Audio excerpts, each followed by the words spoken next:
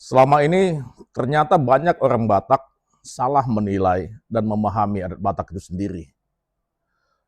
Oke, jika kamu orang Batak, kamu wajib menonton video ini agar tidak gagal paham.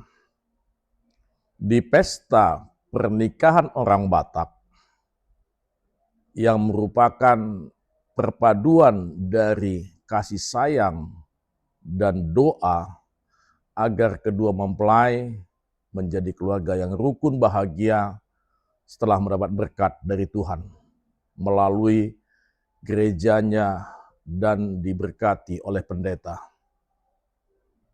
Ulos merupakan bukti kasih sayang dari hula-hula dan tulang dan sebagai perantara alat untuk bermohon melalui ulos ada doa, harapan, dan kasih sayang di dalamnya. Makanya ulos itu harus diberikan secara khusus dan dilatar belakangi oleh kasih sayang. Belakangan ini banyak sekali orang Batak yang sudah mulai melakukan arogansi terhadap adat Batak itu sendiri. Kami juga bingung kenapa hal ini dibiarkan oleh Hasuhuton, baik itu Paranak maupun Parburu.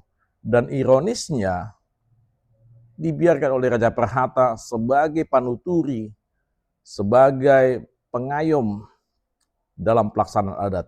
Harusnya filosofi dan tatanan adat itu tidak dirusak oleh perubahan materi yang tidak menurut dan tidak sesuai dengan aturan dan tatanan adat.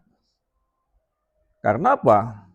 Hula-hula dan tulang tidak dalam memposisikan dirinya memberikan bantuan merupakan uang, tetapi doa dan berkat.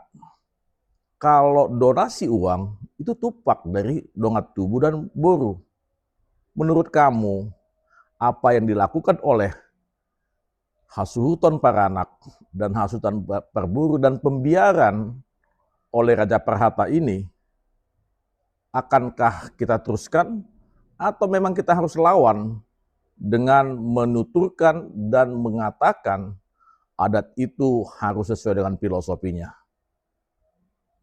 Ketik komentarmu dan daerah asalmu, dan kami minta kita buat komentar yang relevan jika video ini memang untuk mengedukasi kita semua. Horas bangsa Batak, mari kita jaga dan lestarikan adat budaya Batak supaya tidak menjadi rancu dan hilang roh serta filosofinya. Horas bangsa Batak, mau lihat